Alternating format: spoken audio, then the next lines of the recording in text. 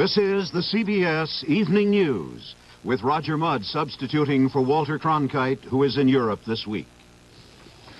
Good evening. The former director of the CIA, Richard Helms, and the Carter administration struck a deal today on whether Helms had lied to the Senate. And the deal was handled with such secrecy it would have put the CIA itself to shame. Fred Graham reports. Helms' legal troubles grew out of his testimony before the Senate Foreign Relations Committee in 1973, when, as CIA director, he swore that the CIA had neither tried to overthrow the government of Chile's Marxist president, Salvador Allende, nor had given money to Allende's political opponents.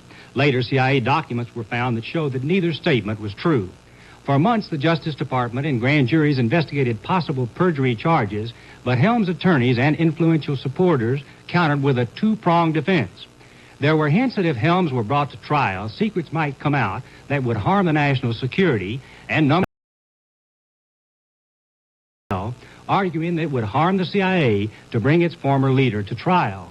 Well, one might draw that inference, at least that was one of the factors on which the discretion was exercised. But I have to say I can't talk too much about it now. The court would not like that. Today, Helms and his lawyer, Edward Bennett Williams, emerged without warning from the federal courthouse in Washington and sped away.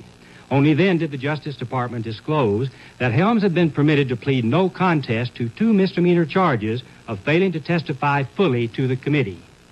Helms could be given 2 years in prison and a $2,000 fine, but the Justice Department said it made a plea bargain with him to avoid the security risk of bringing him to trial, and recommended no prison sentence by the Justice Department.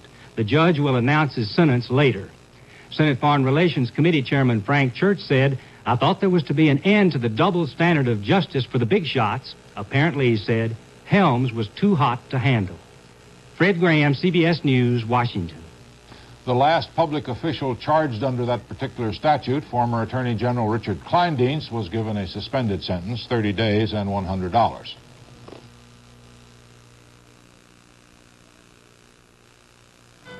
I really enjoy my family because I don't neglect myself. We try to enjoy life. I've never been happier. To be good at anything, you gotta be good to yourself. So I eat right, exercise, and to make sure I get enough iron and vitamins, I take Geritol. Geritol, more than twice the iron of any ordinary supplement, and some very important vitamins. Take a look at people who take Geritol. Geritol every day. Pontiac's new Firebirds are here with Firebird Esprit and all its luxury.